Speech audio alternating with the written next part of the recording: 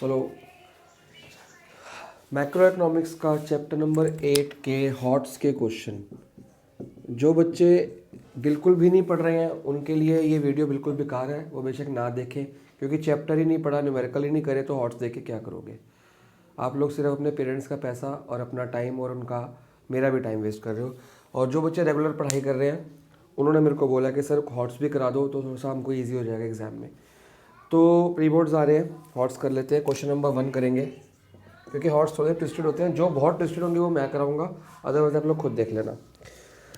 कह रहे जब M P C is equal to, साथ साथ अपनी बुक्स पढ़ेंगे, अपनी बुक्स को खोल लो, वीडियो पॉज कर दो, साथ साथ क्वेश्चन पढ़ना। मैं क्वेश्चन नहीं लिखूंगा, जस्ट सॉल्यूशन की हेल्प करूंगा।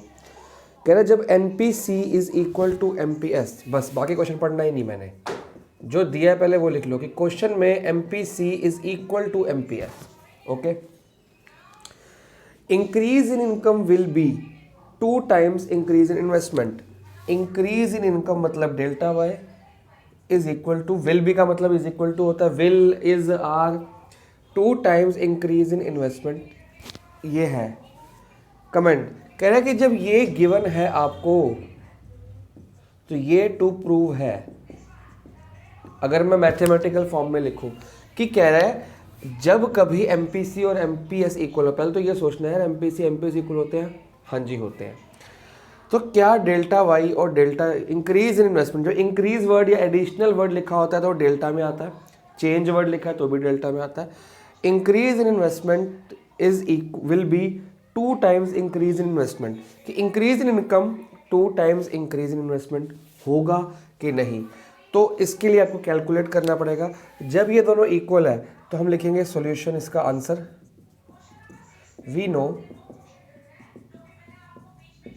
क्या हम क्या जानते हैं कि M P C plus M P S is equal to 1, और ये दोनों क्या है इक्वल, देयरफॉर मैं ऐसे कर सकता हूँ क्योंकि एज बोथ आर इक्वल।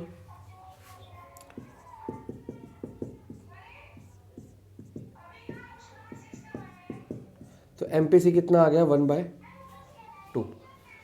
जब एम पी सी आपका 1/2 आ गया, हमको यहाँ तक चीज़ लेके आनी है, तो मल्टीप्लायर का फॉर्मूला ऑल्सो, मल्टीप्लायर क्या होता है, delta Y upon delta I. Multiplier क्यों लाए, क्योंकि डेल्टा वाई डेल्टा आई के बीच में रिलेशन साबित करना है, ये टू प्रूव करना है, ठीक है। और के का फॉर्मूला क्या होता है, 1/1 माइनस एम पी सी, ठीक है जी। अब 1/1 माइनस ये 1/2 को मैं 0.5 ले लेता हूँ ताकि इजी हो जाए कैलकुलेशंस, और ये 1 माइनस 0.5 0.5 ही होता है।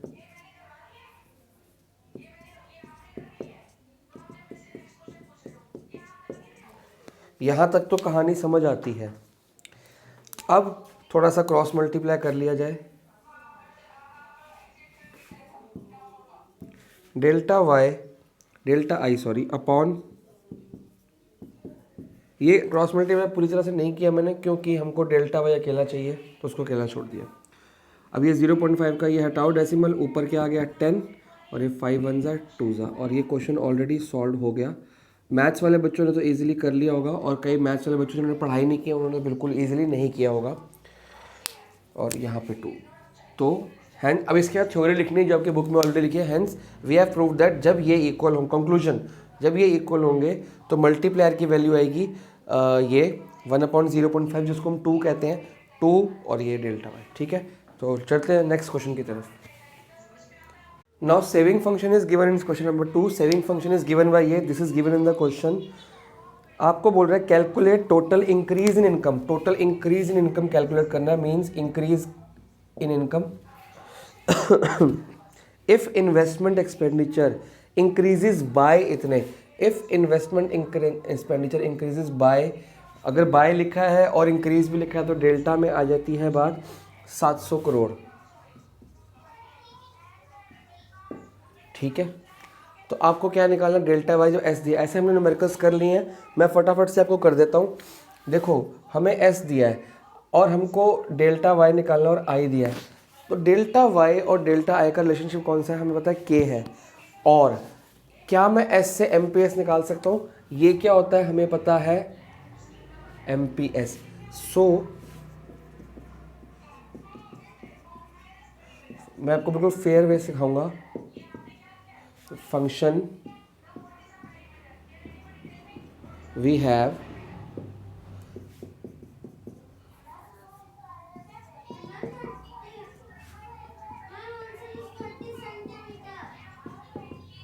देयरफॉर एम पी एस कितना है 0.4। जब एम पी एस 0.4 आ गया, ऑल्सो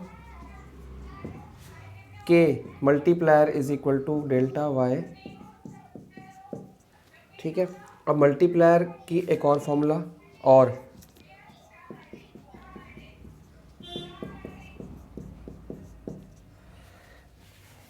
इसमें एम पी एस की वैल्यू डाल दो, डेल्टा वाई और डेल्टा आई दिया 700। बस ये ऊपर चला जाएगा, 700 into 10/4 is equal to delta Y. तो ये 2 से, ये 5 से, ये 2 से, ये 350 से, 35 5 175 और 1750 crore. SI unit are the most important thing to solve the question. चलते हैं अपने नेक्स्ट क्वेश्चन की तरफ। इसी नेक्स्ट क्वेश्चन आपको saving function as well as investment function दिया हुआ है एंड आपको बताना है what is the equilibrium level of income. आपको वो इनकम निकालनी है, मैं लिख देता हूँ, we have to find equilibrium level of income. अब एट इक्विलिब्रियम में दो बातें होती हैं, या तो AD is equal to AS होता है या S is equal to I। तो हमें S और I में क्वेश्चन गिवन है तो लिखेंगे एट, आप पूरा लिखेंगे equilibrium level S is equal to I। Therefore S का फंक्शन क्या है, -10 plus 0.2y is equal to -3 plus 0.1 y। अब ये इक्वल क्यों कर दिए, वैसे क्वेश्चन में गिवन नहीं है ये इक्वल है, बट हमको इक्विलिब्रियम लेवल ऑफ इनकम निकालनी है। तो इक्विलिब्रियम पे इक्वल होते हैं तो हमने इनको इक्वल रख दिया। यहाँ से हमारा एक y निकल के आएगा और -3 और ये -10 और +3 कितना हो जाएगा -7 और ये 0.1y। लाइक टर्म्स को इकट्ठा करा जाता है हम यहाँ पे, -7, 0.1 में से 0.2 गया तो 0.1 ही आएगा और माइनस में। ठीक है, तो माइनस से माइनस कट गया एंड 7/1 इंटू 10, ये 0.1 नीचे आ गया। एंड 70 अगर करोड़ वरोड़ कुछ दिए तो नहीं पता हमें, 70 is equal to Y and that is your equilibrium level of income. क्योंकि ये इक्विलिब्रियम क्यों माना जाएगा इसको, क्योंकि यहाँ पे S is equal to I है। अगर 70 में इनकम रखता हूँ, आप रख लो इसमें 70 रख लो, 70 रख लो, आपका आंसर बराबर आ जाएगा। रख के चेक कर लेना, यहाँ पे y की वैल्यू 70, यहाँ y की वैल्यू 70 रखो, S और I इक्वल आएंगे क्योंकि हमने इक्वल से ही y निकाला है। तो आप उसको क्रॉस चेक करने के लिए y की जगह अगर आपको एग्जाम में क्वेश्चन आता है तो आप क्या कर सकते हो कि सर ये मेरा आंसर करेक्ट है कि नहीं, आप यहाँ पे 70 रखो, यहाँ पे 70 रखो। देखो 70 इंटू 0.2, 7 टू 14, ये हो गया 14 ही आएगा और ये -10। ठीक है, और इसको 70 इंटू 0.1 7 आएगा और ये -3। ठीक है, तो कितना हो गया 7 - 3 4, 14 - 10 4 आ गया ना इक्वल। ये कब रखा, जब हमने 70 को ऊपर रखा। तो ये कौन सी इनकम थी जिसपे हमने ये इक्विलिब्रियम इनकम थी जिसपे हमने फंक्शंस को रखा तो इक्वल है। तो हमने उल्टा क्वेश्चन किया कि फंक्शंस ले लिए इक्वल, क्योंकि इक्विलिब्रियम पे इक्वल होते हैं, तो इनकम निकाल ली। Next question please. Fourth question, इसमें आपको वर्किंग ऑफ मल्टीप्लायर सिखाया जाएगा। मैंने अभी तक आपको ये चीज़ नहीं सिखाई है और मैंने ये बचा के रखी थी कि जब आप ऑफलाइन मोड में आएंगे तो वहाँ पे बेटर मैं एक्सप्लेन कर पाऊँगा और प्रैक्टिस भी करेंगे इसकी। तो अब क्वेश्चन आ गया तो मैं थोड़ा सा आपको बता देता हूँ। आपको यहाँ पे गिवन क्या क्या है, आपको यहाँ पे जब इंक्रीज और चेंज लिखा है तो वो है आपको फर्स्ट स्टेज पे लिखा है 200 करोड़ और यहाँ पे सेकंड स्टेज पे ये दिया हुआ है 640 करोड़ और आपको पूरा निकालना है। ठीक है, सारा कुछ निकालना है आपको, बाकी वैल्यूज़। तो कैसे निकलेगा, कहानी है कि सर हमको नहीं पता। क्वेश्चन में एक चीज़ दी है, the following illustrate the multiplier process, ये पूरी मल्टीप्लायर हो रही है। जो आपका डेल्टा वाई यहाँ पे आएगा वो पूरा यहाँ पे मल्टीप्लाई हो जाएगा, मतलब मल्टीप्लायर के साथ जो मल्टीप्लायर की वैल्यू है उसका आंसर यहाँ पे आना चाहिए। ओके, एंड एडिशनल इन्वेस्टमेंट कितनी है, 1000 रुपये। तो डेल्टा वाई कितना है, डेल्टा आई एडिशनल इन्वेस्टमेंट कितनी है, 1000 करोड़। तो हमें जब मल्टीप्लायर सिखाया जाता है हमें ये बताया जाता है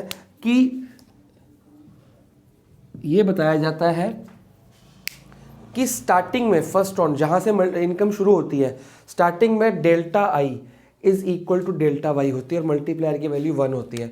तो मैं यहाँ पे 1000 से स्टार्टिंग करूँगा। क्यों? क्योंकि एट द फर्स्ट स्टेज ये हमें बताया जाता है और इसका रीज़न भी है, मैं आपको मार्क भी कराऊंगा। First stage delta Y is equal to delta I and delta Y upon delta I is equal to 1, this is multiplier. ये हमें सिखाया जाता है। तो उस हिसाब से मैंने 1000 ले लिया।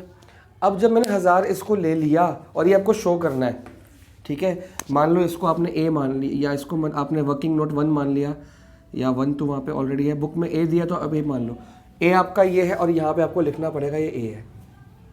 नाउ जब ये 1000 है, ये 200 है, तो ये कितना आ गया 800, और यहाँ ब्रैकेट में लिख दो आप 1000 माइनस 200। और ये क्यों आया, चलो यहाँ पे नहीं लिखते, हम बी पार्ट कर लेते हैं। ये क्यों आया, हमें एक चीज़ और पता है फॉर्मूला कि delta Y is equal to delta C plus delta S, और डेल्टा वाई है 1000 और डेल्टा सी हमें नहीं पता, और ये 200 दी हुई है, तो यहाँ पे हमारी 800 आ गई डेल्टा सी। और ये बेटर रहेगा कि अब यहाँ पे पूरा लिखने के बजाय बी लिख दो, क्योंकि ये फॉर्मूला है delta Y is equal to delta C plus delta S. आगे बढ़ते हैं। और हमें पता है कि जो अब उसने खर्चा करा है ये उसकी इनकम में चेंज, ये उसकी इनकम नहीं है, उसकी इनकम का चेंज है।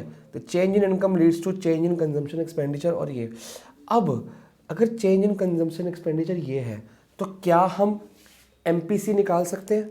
अभी निकालेंगे।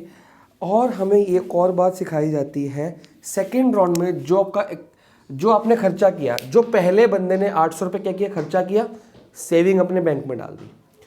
अब ये जो 800 रुपये खर्चा करेगा, कंजम्पशन एक्सपेंडिचर है ना, जो ये खर्चा करेगा ये मार्केट में पैसा फेंकेगा, कुछ सामान खरीद के लाएगा। भाई ऑब्वियस बात है, 800 रुपये खर्च किए तो आपकी जेब से 800 रुपये उठ के किसी और की पॉकेट में गए। ये क्वेश्चन नहीं कर रहा, मैं इन्वेस्टमेंट मल्टीप्लायर का प्रोसेस समझा रहा हूँ। 800 रुपये आपने खर्च किए, आपकी जेब से उठ के मार्केट में किसी दुकानदार की जेब में चले गए। जिस दुकानदार की जेब में गए उसके लिए क्या है, वो चेंज इन इनकम। मतलब ये एक बंदे का खर्चा दूसरे बंदे का इनकम बन जाता है। सिमिलरली अगर ये 600 पता है तो ये ऐसे जाएगा, ठीक है। अगर हमको 800 पता लग गया और इस फॉर्मूले के हिसाब से हम 800 में से 640 को माइनस कर लेंगे तो हमारे पास आंसर आ जाएगा 160। अब यहाँ पे 640 है ना, यहाँ पे कुछ है ना यहाँ पे कुछ है, तो हम क्या करें, हमें यहाँ पे डेल्टा सी निकालना है। तो हम क्या करेंगे, आप इसको प्लीज़ पॉज कर लो, pause and note it down, then I am going to rub it, क्योंकि मेरे को ये स्पेस पूरी रिक्वायरमेंट चलेगी।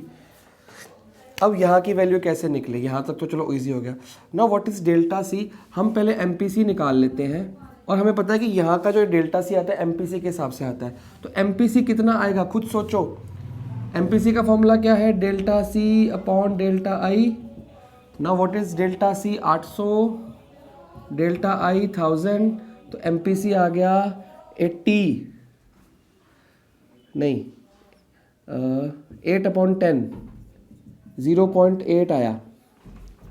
मतलब कि जितनी इनकम आपकी शुरू होती है तो एमपीसी कितनी है, 0.8।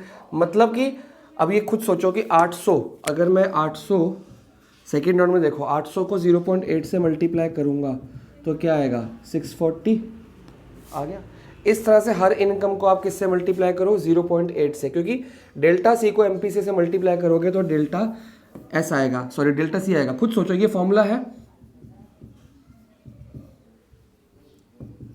डेल्टा सी अपॉन डेल्टा, ये आई लिख दिया गलती से मैंने, वाई है, वाई आपको डेल्टा वाई दिया है आपको MPC पता है 0.8, आपको डेल्टा C निकालना है, डेल्टा Y कितना है यहाँ पे 640, तो इसको इससे मल्टीप्लाई किया जाएगा। मतलब हर लेवल पे डेल्टा C निकालने के लिए हमको MPC से इसको, अगर मैं इसको ऐसे लिख दूं डेल्टा Y, तो बन गया फॉर्मूला। तो मतलब डेल्टा C का फॉर्मूला दूसरा क्या है, delta Y into MPC, delta Y into MPC। तो डेल्टा Y को मैं MPC से मल्टीप्लाई करूँ, MPC कितना है तो आएगा आपके पास ये, और ये 640 को मैं मल्टीप्लाई कर रहा हूँ, आ गया 512 इससे, ठीक है।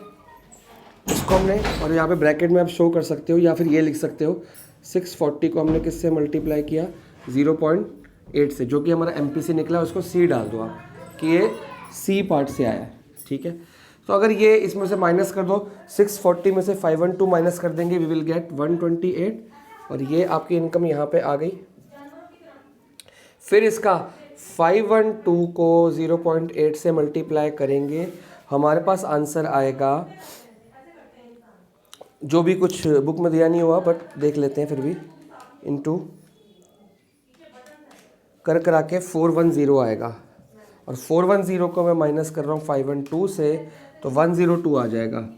और ये चलता रहेगा, और ये चलता रहेगा कब तक, जब ये सेविंग्स कट के ज़ीरो हो जाएंगी, ये बढ़ जाएगा। तो ये एग्जैक्टली जाएगा कहाँ तक, ये एग्जैक्टली हमें नहीं पता कि कहाँ तक जाएगा, बट हमें एक बात पता है कि वैल्यू ऑफ जो मल्टीप्लायर होती है उस हिसाब से जाता है। अब वैल्यू ऑफ मल्टीप्लायर निकालना पड़ेगा डी पार्ट,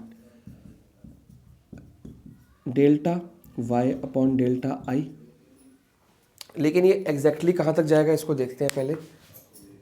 तो डी पार्ट में हम ये 1 अपॉन डेल्टा, या मैं इसका दूसरे फॉर्मूले से निकाल देता हूँ आपको, 1 अपॉन 1 माइनस MPC,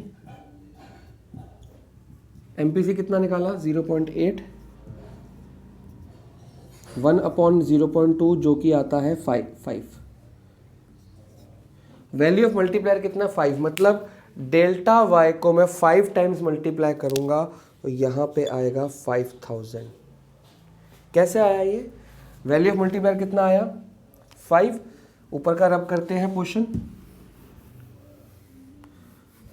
साथ साथ पॉज करके नोट करते रहना बच्चों। वैल्यू ऑफ मल्टीप्लायर कितना आया 5, हमें क्या पता है k is equal to delta Y upon delta I, 5 value आ गई, डेल्टा Y कितना है हमें नहीं पता, और डेल्टा I कितना है हमें पता है 1000 है, स्टार्टिंग में दे दिया, तो 5000 आ गया। तो डेल्टा Y का जो आपका टोटल है वो 5000 आएगा, मतलब 1000 से 5 को मल्टीप्लाई करोगे, और ये डी पॉइंट में आपका ही चल रहा है पूरा, डी पॉइंट में ये भी एंड ये भी। अच्छा, अब ये तो आ गया, अब बाकी का सामान आपको पता है, हम इसको क्या कर रहे हैं, ठीक है। तो 5000 का 0.8 निकालो, 8 5 ज़ा 40, 4000 आ गया ये, और इसमें से ये माइनस कर दो, तो आपके पास ले दे के ये आंसर आता है, ठीक है। और यहाँ पे बुक में एक वैल्यू निकाली हुई है 2560 करके, लेकिन आपकी 2560 नहीं आएगी, आपकी कुछ और आएगी। 5000 में से ये सारा माइनस कर दो, उन्होंने ये वाला स्टेप नहीं लिखा, हमने लिखा है 5000 में से ये सब माइनस कर दो, जो बचेगा वो बैलेंसिंग फिगर आप यहाँ लिख दोगे। 4000 में से ये सब माइनस कर दो, जो बैलेंसिंग फिगर है यहाँ लिख दोगे, या जो बैलेंसिंग फिगर यहाँ पे आएगी उसका 0.8 कर दोगे तो ये आ जाएगा, उसको उसमें से माइनस कर दोगे तो ये आ जाएगा, ये भी सही रहेगा, ठीक है। ये सारे राउंड्स का इकट्ठा हो गया, कितने राउंड बनाओगे, 10-12 राउंड बन जाते हैं, मुश्किल आती है। तो यहाँ पे मैंने आपको सिखाया इन्वेस्टमेंट मल्टीप्लायर। तो बेसिकली फॉर्मूला क्या बनता है कि डेल्टा Y को मैं अगर मल्टीप्लाई करता हूँ 0.8 मतलब MPC से, तो ये आ जाता है। डेल्टा Y को MPC से मल्टीप्लाई करूँगा तो ये आएगा, उसको उसमें से माइनस कर दूंगा तो वो आएगा। वो जो डेल्टा C है वो किसी और का डेल्टा Y है, किसी और की इंक्रीज इन इनकम है। ऐसे करते करते राउंड्स बनते हैं। ये लास्ट निकालने के लिए आपको पता होना चाहिए मल्टीप्लायर और MPC। जब MPC पता लग गया, मल्टीप्लायर पता लग गया, मल्टीप्लायर में इन्वेस्टमेंट पता है, इन्वेस्टमेंट से आप डेल्टा Y निकाल लो, ये आ जाएगी। बाकी सब कुछ सेम है। जिसको फिर भी डाउट हो प्लीज़ मेरे को कॉल कर ले, मैं समझा दूंगा उसको इसी मतलब पेज पे, ठीक है ना। आगे बढ़ते चलते हैं नेक्स्ट क्वेश्चन की तरफ। क्वेश्चन नंबर 5 में आपको एक कंजम्पशन फंक्शन दिया हुआ है प्लस 0.8y। नाउ बहुत ध्यान से करेंगे। Calculate the additional investment needed, मतलब निकालना क्या है, additional investment needed when equilibrium level of income fall short by इतने। डेल्टा वाई दिया हुआ है 1000 करोड़, और एक बच्चे का क्वेश्चन भी था कि सर अगर फॉल आए, अभी तक तो न्यूमेरिकल में फॉल आया नहीं, अब ये पहला न्यूमेरिकल है जिसमें क्या है, फॉल शॉर्ट।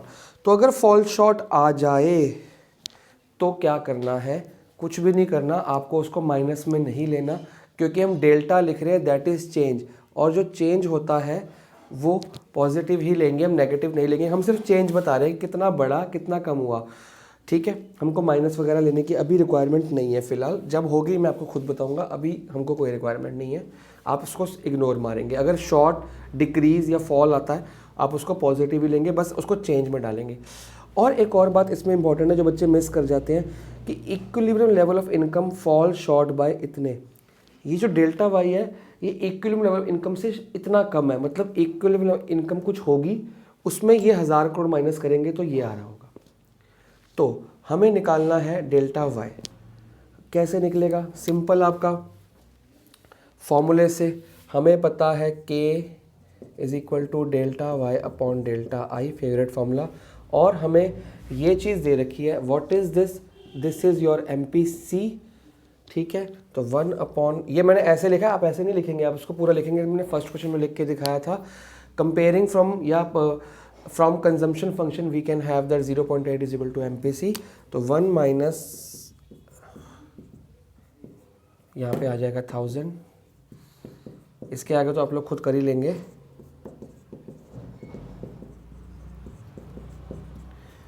ये आ जाएगा 0.2 और delta I is equal to 1000 into 0.2, that is your 200 crore. तो क्वेश्चन ये सिंपल था, ऐसे क्वेश्चन हमने 1000 कर लिए हैं, बट लैंग्वेज समझानी इंपॉर्टेंट होती है कि एक्चुअली लैंग्वेज चल क्या रही है, ठीक है। चलते हैं नेक्स्ट क्वेश्चन। अब ये क्वेश्चन कैसा हो, और ये ऐसा क्वेश्चन आप लोग कर चुके हो फिर भी आप लोग क्या हो जाते हो, कई बार कंफ्यूज हो जाते हो, तो हम कर लेते हैं इसको। देखो, कंजम्पशन फंक्शन ये दिया हुआ है और इन्वेस्टमेंट ये दिखे, कोई डेल्टा नहीं दिया, कुछ नहीं। क्वेश्चन में पढ़ा करो कि कब डेल्टा लगना है कब नहीं। आई इज इक्वल टू 60 करोड़, तो वहाँ पे कई एडिशनल वर्ड नहीं है, चेंज वर्ड नहीं है, इंक्रीज वर्ड नहीं है, तो एक टोटल इन्वेस्टमेंट दी हुई है। अगर हमें पहले लेवल पे क्या निकालना है, equilibrium level of income. Equilibrium level of income निकालने के लिए हम क्या कर सकते हैं, पहले तो हम इक्विलिब्रियम लेवल पे जाएंगे, या तो हम करेंगे एस इज इक्वल टू आई, जिसके बारे में कुछ भी नहीं दिया हुआ, या हम कर सकते हैं A D is equal to A S. भाई इक्विलिब्रियम दो जगह से आता है, तो S is equal to I का कोई इन्फॉर्मेशन नहीं है, बस इसका है। अब बच्चे पूछेंगे सर इसका कैसे है, देखो A D is equal to A S है, ए डी को मैं क्या लिख सकता हूँ, सी प्लस आई, क्योंकि सी और आई दिया हुआ है, और ए एस को मैं वाई लिख सकता हूँ, हमको पता है, तो यहाँ पे और लिख सकते हो आप, ठीक है। और अगर ब्रैकेट में चाहो तो यू कैन शो अपनी प्रेजेंटेशन को अच्छा करने के लिए, ठीक है। Now A D is equal to C plus I, C क्या कितना फंक्शन है दिया हुआ है 40 प्लस 0.7 वाई, आई कितना है 60, ये सी की वैल्यू आ गई, ये आई की वैल्यू आ गई, और वाई निकाल लेंगे। इस फंक्शन में से आपका वाई निकलेगा। अब बोलेंगे सर हमने इक्वल क्यों रखा, क्योंकि क्वेश्चन में जो मांगा है वो बोल रहा है इक्विलिब्रियम लेवल ऑफ इनकम, तो इक्विलिब्रियम लेवल में जाने के लिए ये इक्वल रखने पड़ेंगे। हाँ जी, तो 60 प्लस 40 100, 0.7 वाई, नहीं इधर 100 ही रहने देते हैं, ठीक है, माइनस 0.7 वाई, ये उधर चला गया, 100 इधर आ गया, तो 100 upon 0.3 is equal to Y, और इसका डेसिमल हटाया और इंटू 3 लगाया, तो 1000 अपॉन 3 आ रहा है, जो कि गलत आ रहा है। एक बार दोबारा चेक करते हैं, आ रहा है क्योंकि हमने वैल्यू गलत लिखी, थोड़ा सा क्वेश्चन जल्दबाजी में देख लिया। ये 0.75 है, ठीक है, और ये भी फिर 0.75 होगा, और फिर ये आ जाएगा 0.25, तो इसका हटाओ इसका लगाओ, 25 1 जा 25 4 जा, तो 400 करोड़, और मैंने आपको बता दिया कि इसको क्रॉस चेक कैसे करना है। इस इनकम को 400 को यहाँ पे पुट करो और आपका वाई की इक्वल आ जाएगी, मतलब 400 करोड़ की इक्वल ही आ जाएगी वो, तो आप करके चेक कर सकते हो, तो आपका आ जाएगा। चलते हैं बी पार्ट पे। क्या कह रहा है B part? Level of consumption at equilibrium, इस लेवल पे कंजम्पशन निकालो। तो ठीक है,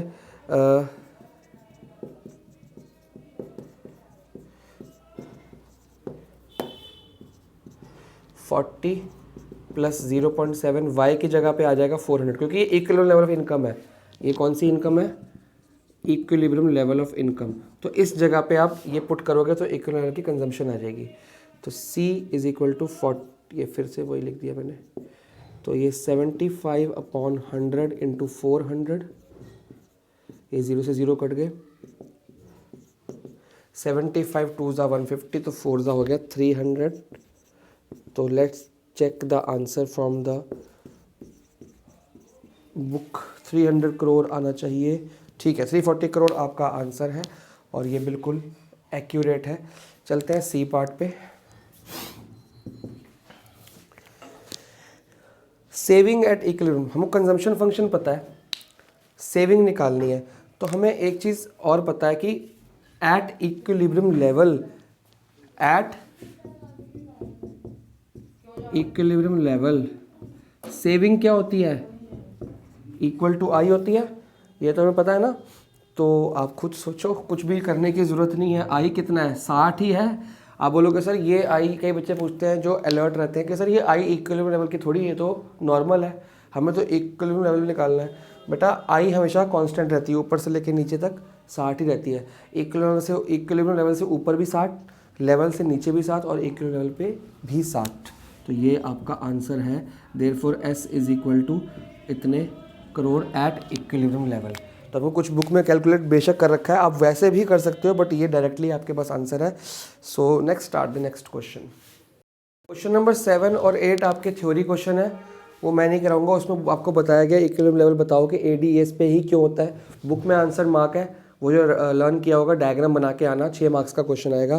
क्वेश्चन नंबर 8 है जी, explain the national income determination through 2 alternatives, ADAS से भी और S और I से भी। दोनों डायग्राम्स बनाएंगे और दोनों को लिखेंगे अकॉर्डिंग टू वेटेज। 3 से 4 मार्क्स का आएगा, थोड़ा सा लिखेंगे, और डायग्राम्स दोनों बनाने ही बनाने हैं, चाहे 3 मार्क्स का है, 4 मार्क्स का है, 5 मार्क्स का है, 6 मार्क्स का है।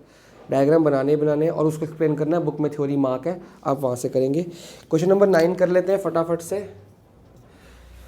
The value of marginal propensity to consume is double the value of marginal propensity to save, मतलब the value of marginal propensity to consume is इसका मतलब इक्वल टू डबल MPS। ये अगर आपने उल्टा लिख लिया ना कि सर डबल तो MPS पे लिखा है, तो हम इसके साथ लगाएंगे, ऐसा नहीं होता। जैसा लिखा है वैसा लगाएंगे। Calculate the value of multiplier, बहुत ज़्यादा आसान क्वेश्चन है। पहले तो आप देखो कि MPC और MPS का फॉर्मूला कितना है, ठीक है। ये आपको पता लग गया कि MPC इज, और ऐसा क्वेश्चन हमने किया हुआ, इसका रेशियो वाला क्वेश्चन किया है। तो MPC is equal to twice the MPS, और हमें ये पता है कि MPC plus MPS is equal to 1। इसमें से किसी की भी वैल्यू डाल दो, या MPC की डाल देते हैं। MPC की वैल्यू क्या है? ये इसमें पुट करो, सॉरी इसमें नहीं, इसमें, कि MPC की जगह पे ये आ गया 2 MPS, ठीक है, इसकी जगह पे ये आ गया, तो ये 3 MPS हो गया। MPS कितना हो गया? बुक का मेथड अलग है, हम अपने मेथड से करेंगे। MPS कितना हो गया ये, और नाउ व्हाट इज K? तो मतलब 1/1/3 इज इक्वल टू 3, तो K की वैल्यू आ गई 3। बस क्वेश्चन फिनिश। चलते हैं नेक्स्ट क्वेश्चन की तरफ। क्वेश्चन नंबर 10 फटाफट से यहीं पे रब कर लेते हैं, या फिर यहाँ पे शुरू, चलो यहीं पे रब कर लेते हैं। आप लोग नोट तो कर ही लोगे पॉज करके।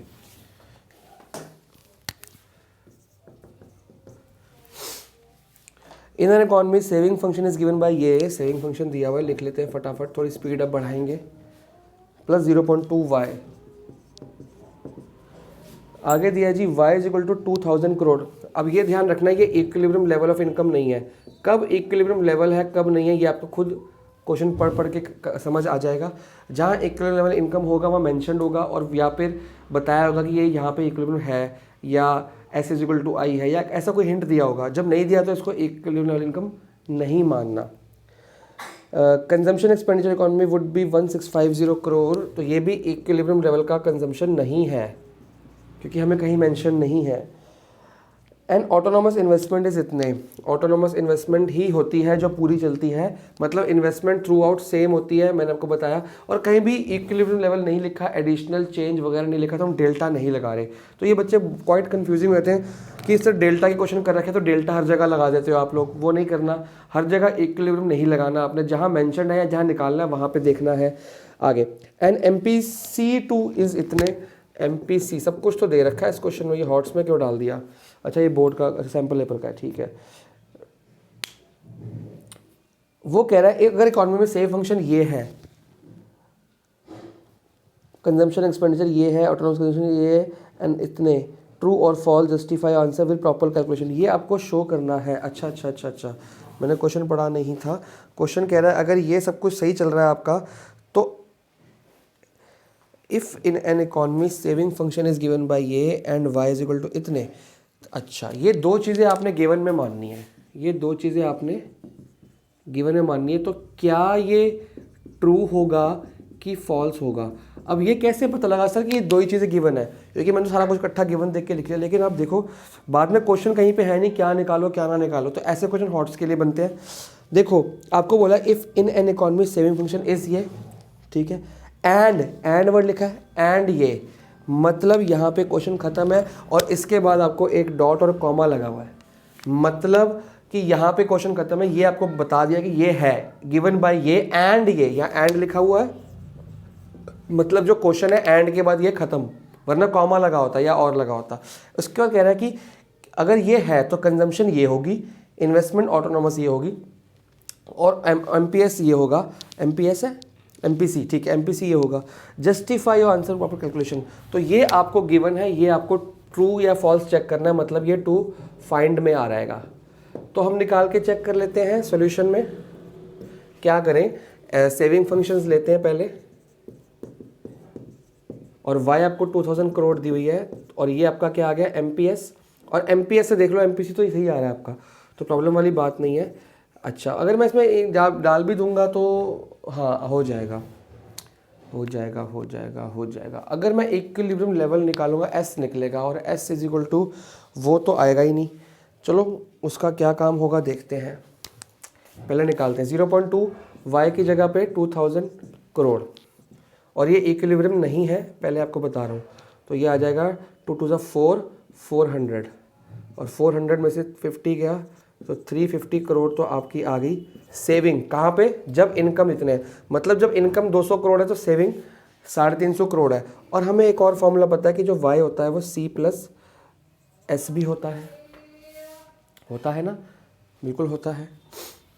अच्छा, तो y कितनी निकली 2000 करोड़, C निकालनी है, S आ गई 350 करोड़, इसको इसमें से माइनस करो, 1650 करोड़ आपकी C आ गई, जो कि सही है, तो लिखेंगे ट्रू।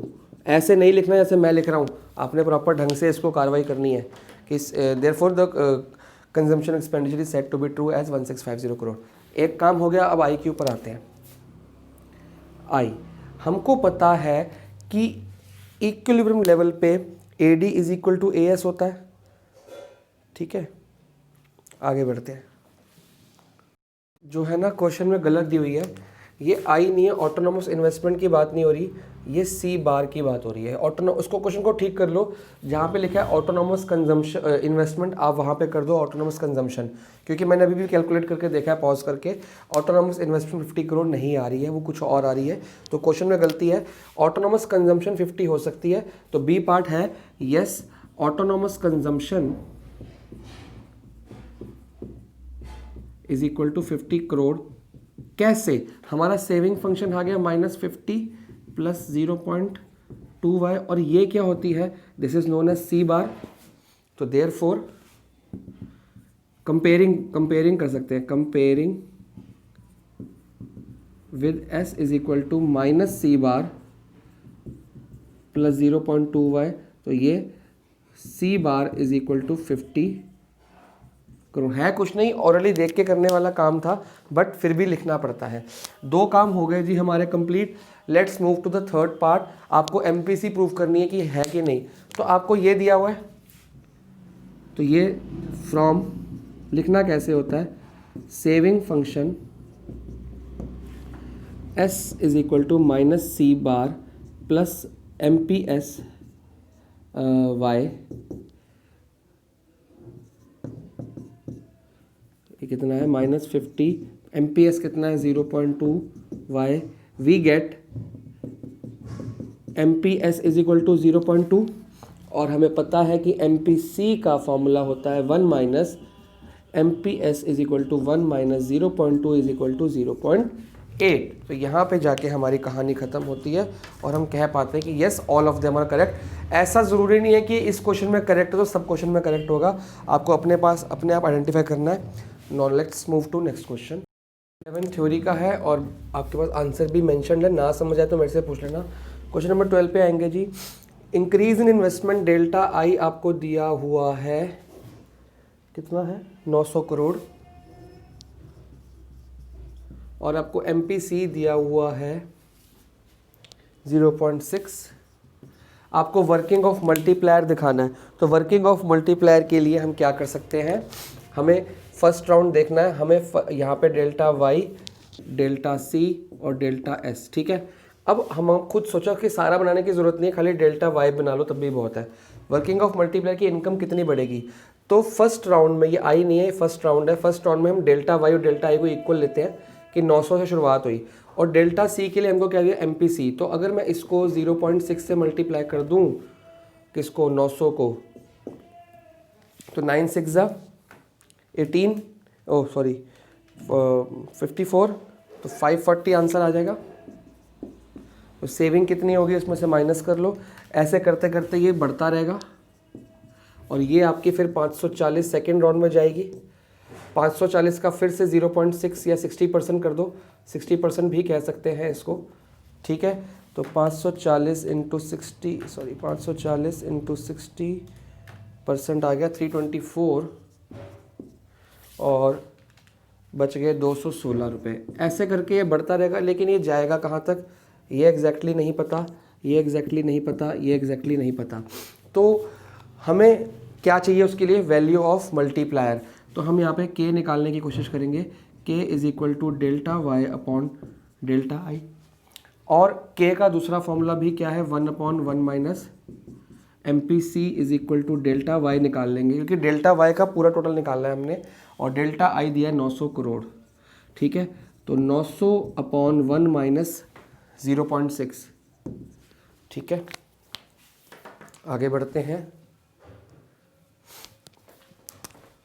ये आ जाएगा आपका डेल्टा वाई। तो 900/4 into 10 is equal to delta Y.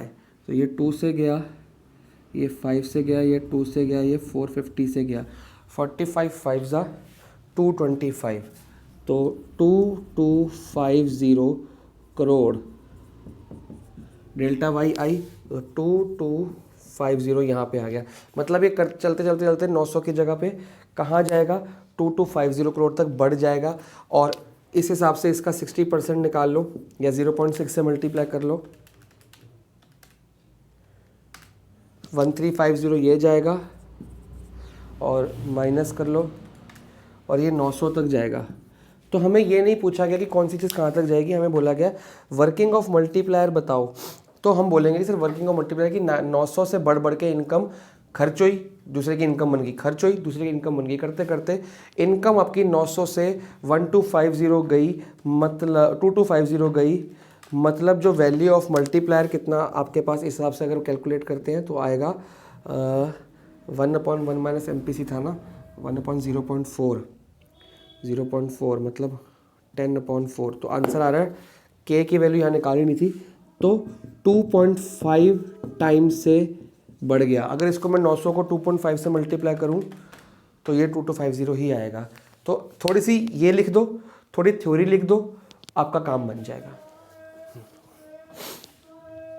Question में जो क्वेश्चन नंबर 13 है, वो पूछ रहा है कि what is the range of values of investment multiplier, कहाँ से कहाँ तक जाता है। हमने पीछे जो आपको थ्योरी मार्क कराई उसमें बताया कि ये 0 से इन्फिनिटी तक जाता है। कैसे? अगर आपका MPC 0 है तो K की वैल्यू क्या आ जाएगी, 1/1 माइनस 0। तो 1/1 माइनस 0 कितना हो गया, 1, ठीक है, और मतलब 0 से 1 के बीच में। लेकिन अगर आपका MPS 0 है तो K कितना हो गया, 0, तो ये इन्फिनिटी आ जाता है। तो मतलब ये आपको मैंने पहले जो थ्योरी कराई थी उसमें कराया हुआ है। क्वेश्चन नंबर 13 आप वहाँ से देखेंगे। कैलकुलेट मल्टीप्लायर निकालना है। MPCs ये है एंड ये दो वैल्यूज़ ये रखी है MPC की, उस MPC से आपने मल्टीप्लायर निकालना है, उसके रिलेशनशिप बताना है। तो आप उसको कर देना कि जैसे जैसे MPC आपका बड़ा 4.5 से बड़ा हो गया 1/2 तो वैल्यू ऑफ मल्टीप्लायर घटी। ये मैंने बता भी रखा है आपको कि जैसे जैसे MPC बढ़ रहा है वैसे वैसे वैल्यू ऑफ मल्टीप्लायर डाउन जाती रहेगी। उस हिसाब से आपने ये क्वेश्चन को करके दिखाना है। आगे बढ़ते हैं। 2 ऑल्टरनेटिव्स बताने हैं। तो आपको पता ही है SI अप्रोच और ADAS अप्रोच दोनों के डायग्राम्स बना के आना। यह छोटा सा आंसर है, आपने बड़ा आंसर प्रॉपर वेटेज के हिसाब से देना है। Okay, what is meant by effective demand principle. ये हम डिमांड का पूरा कर चुके हैं कि डिमांड कैसे निकलती है। तो आई आपको कुछ भी एग्रीगेट मतलब हेल्प ऑफ शेड्यूल बोला है तो शेड्यूल आपको याद करना है और मैंने बता भी रखा है कैसे याद करना है। ये वाला शेड्यूल रहन देना, आपकी बुक में जो पहले 40 वाला जिसमें C बार को 40 लेते हैं वो वाला शेड्यूल को याद करके आप लोग जाओगे तो आपका साथ में डायग्राम तो बनाना ही बनाना है, ठीक है। आगे आ गया। इसमें जो क्वेश्चन में लिखा है 16 क्वेश्चन में और 19 CBSE 19 में आ रखा है, इस साल आ सकता है क्योंकि 19 के बहुत सारे क्वेश्चन 21 में ज़रूर आते हैं। इफेक्टिव डिमांड की बात बतानी है। डिस्कस यूजिंग अ शेड्यूल और अ डायग्राम। शेड्यूल बताना है और डायग्राम। तो इसमें पहला आंसर जो लिखा है वो शेड्यूल का लिखा है। अब कई बच्चों को शेड्यूल याद करने में दिक्कत होती है तो डायग्राम इजीली याद कर लेते हैं और कई बच्चे शेड्यूल अच्छे से याद कर लेते हैं। दोनों के लिए फैसिलिटी आ गई तो आप दोनों ही करेंगे। ऐसा हर बार नहीं होगा कि शेड्यूल और डायग्राम आएगा। बेसिकली ये और पता क्यों लिखा है, ये सेट 1 सेट 2 या सेट 3 में अलग अलग आया होगा। एक में शेड्यूल आया होगा, एक में डायग्राम आया होगा। तो उस हिसाब से आपने दोनों याद करने और दोनों ही बुक में मार्क्ड है। क्वेश्चन नंबर 17 है an economy facing unintended accumulation of inventory. कि इन्वेंट्री उसकी अटेंड नहीं हो रही, मतलब इन्वेंट्री क्या हो रहा है, पड़ी हुई है, प्रोडक्शन बढ़ती जा रही है, प्रोडक्शन करी जा रही है लेकिन स्टॉक को बेच नहीं रहे। अनइंटेंडेड इन्वेंट्री का मतलब पहले समझते हैं और ये बोर्ड का क्वेश्चन है तो आ सकता है। मतलब कि अनयूज्ड स्टॉक, इसका मतलब होता है अनयूज्ड स्टॉक, जो स्टॉक हमने बना के रख लिया लेकिन मार्केट में नहीं बिक रहा। अब सोचने वाली बात है कि मार्केट में क्यों नहीं बिक रहा। मार्केट में स्टॉक तब नहीं बिकता जब आपकी aggregate demand is less than aggregate supply. कि आप सप्लाई तो करना चाहते हो, गुड्स स्टॉक है आपके पास, सप्लाई करना है, लेकिन डिमांड नहीं है, मार्केट डिमांड कम है। जब डिमांड कम है तो दुकान पे चीज़ पड़ी रहेगी बिकेगी नहीं, उसे कहते हैं अनइंटेंडेड इन्वेंट्री। जब दुकान पे पड़ी रहेगी तो दुकान वाला फैक्ट्री से और मंगाएगा नहीं तो फैक्ट्री में ही पड़ी रहेगी। भाई डिमांड है नहीं, दुकान पे चीज़ पड़ी हुई है, बिक नहीं रही। जब दुकान पे नहीं बिक रही तो फैक्ट्री से मंगाएगा नहीं, फैक्ट्री में भी नहीं बिक रही, फैक्ट्री में भी स्टॉक पड़ा है, दुकान में भी स्टॉक पड़ा है, मार्केट में डिमांड नहीं है। तो ये खुद सोचो यार, इन्वेंट्री कब खाली पड़ी रहेगी, जब डिमांड कम होगी सप्लाई से। और ये एक्स एंड डिमांड और एक्स एंड सप्लाई, ये बताने की ज़रूरत नहीं है, पिछले टॉपिक का पिछले चैप्टर का कंसेप्ट है कि हम नेशनल इनकम के अंदर एक्स एंड डिमांड और एक्स एंड एक्चुअल, जिसको कहते हैं एक्चुअल, जो मार्केट की पोजीशन होती है रियल वाली। आगे अब उससे होगा क्या, इसको थ्योरी में लिखना है आपने, थोड़ा सा ये लिख देना। जब ये होता है, जब तो इससे क्या होगा, जो डिमांड कम है सप्लाई ज़्यादा है तो स्टॉक क्या हो गया, बढ़ गया। कौन सा, अनयूज्ड स्टॉक क्या हो गया आपका, बढ़ गया। तो जैसे जैसे स्टॉक बढ़ेगा मार्केट में चीज़ें कम आएंगी। 10 to tackle this situation economy must increase. तो आपको क्या करना, जब स्टॉक बढ़ेगा सप्लाई, मार्केट में डिमांड को आपको बढ़ाना पड़ेगा ताकि AD = AS आ जाए और ये अनयूज स्टॉक यहाँ पे आके बिक जाए। तो जब या तो डिमांड के बढ़ने की वेट करो या डिमांड को बढ़ाया जाए गवर्नमेंट के तरीके से। तो क्वेश्चन कह रहा था कि अनइंटेंडेड, पहले तो मैंने समझा दिया, अब क्वेश्चन पढ़ते हैं कि unintended accumulation of inventory, accumulation मतलब इकट्ठा करना इन्वेंट्री को, would try to reduce aggregate demand. अब क्वेश्चन को ध्यान से समझो, ये तो मैंने आपको मतलब बताया था, इसका मतलब क्या होता है और ये कब होता है। अब इसको मिटाते हैं 2 मिनट के लिए। अब पहले क्वेश्चन का मतलब समझते हैं। क्वेश्चन कह रहा है कि ये आपके पास, ये आप कर रहे हो, an unintend economy facing unintended accumulation of inventory, जिसके पास ये हो रहा है, वो जान के कर रहे हैं, would try to reduce aggregate demand. ये करने से एग्रीगेट डिमांड कम हो जाएगी, ये करने से एग्रीगेट डिमांड कम थोड़ी हुई, ये तो रिजल्ट हुआ किसका, कि एग्रीगेट डिमांड ऑलरेडी कम थी एग्रीगेट सप्लाई से, तो ये उसका रिजल्ट था। और ये रिजल्ट आने से क्या डिमांड कम होगी? नहीं, डिमांड तो बढ़ेगी। यार आप चीज़ों का स्टॉक बढ़ा रहे हो, आप चीज़ों को स्टॉक कर जा रहे हो, मार्केट में बेच नहीं रहे। मार्केट में डिमांड कुछ तो होगी, जब आप स्टॉक बढ़ाई जा रहे हो, बढ़ाई जा रहे हो, मार्केट में वो चीज़ नहीं आ रही। जब वो मार्केट में चीज़ नहीं आ रही तो एग्रीगेट डिमांड अपने आप बढ़ेगी कि नहीं बढ़ेगी?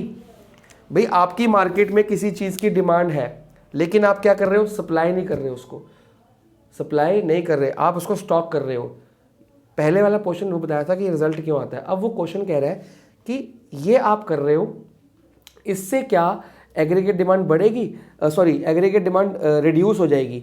आप खुद सोचो, जब आप फैक्ट्री में कोई चीज़ स्टॉक कर लेते हो, जब वो स्टॉक करते हो, इससे हुआ क्या? एग्रीगेट सप्लाई गिर गई। भाई आप मार्केट में अपनी फैक्ट्री में स्टॉक कर लिया, आप मार्केट में सप्लाई नहीं कर रहे। जब मार्केट में किसी चीज़ की सप्लाई ही नहीं है और लोग उसको मांग रहे हैं, जब उसकी सप्लाई कम हो जाएगी तो उसकी डिमांड भी तो बढ़ेगी। तो इससे डिमांड बढ़ेगी, ना कि कम होगी।